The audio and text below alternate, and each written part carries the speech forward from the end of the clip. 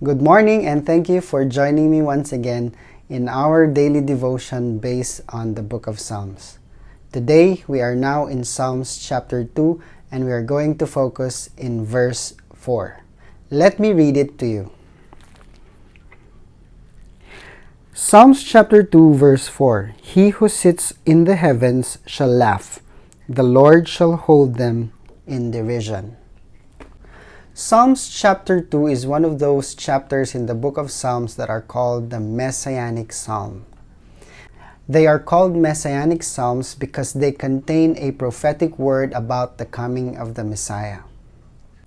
Psalms chapter 2 was probably written by King David at the time when the pagan nations that surround the nation of Israel were plotting against it. But here we see King David focusing his attention not on the pagan nations, but he focused his attention on the God of the nation of Israel. In the verse that we have read, King David describes God with two very interesting descriptions.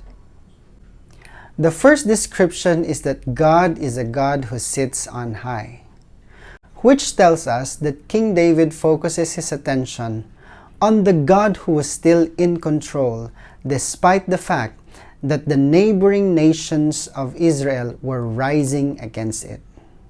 The second interesting description is that the God of Israel is a God who laughs.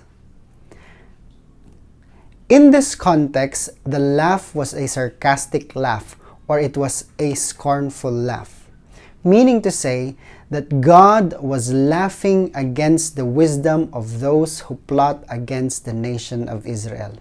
It tells us that God laughs at the wisdom of this world. So what does this verse mean to us on a daily basis?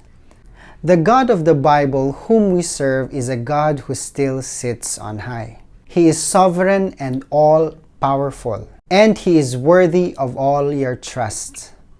When your enemies and adversities rise against you, always remember that the God you serve still sits on high and He remains to be in control.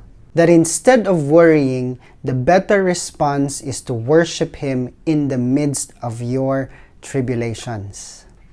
Remember this, that God will laugh at those who plan and rise against you. In your defense, the Lord will confound the wisdom of those who rise against you. They themselves will be confused in their plot against you. In conclusion, our God is our ever-present help in times of need. Even before you step into your troubles, God has already prepared a way out for you.